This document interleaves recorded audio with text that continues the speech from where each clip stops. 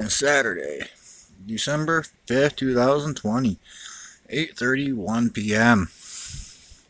It is snowing hard here in Presque Isle, Maine. Everything's covered in a wet, heavy snow. Nor'easter here. You can catch that snow blowing around out here.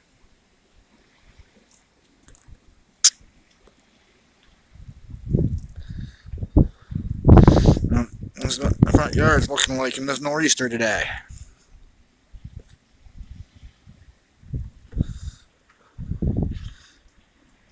Wind's blowing. Bright out because of the street light there.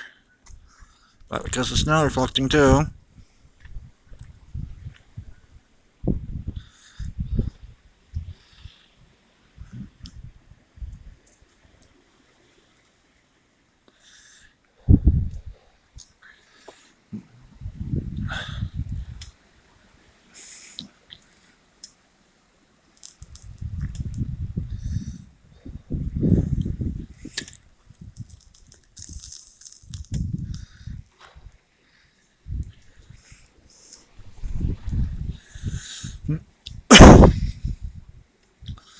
That is the snowstorm we're getting in Presque Isle, Maine tonight.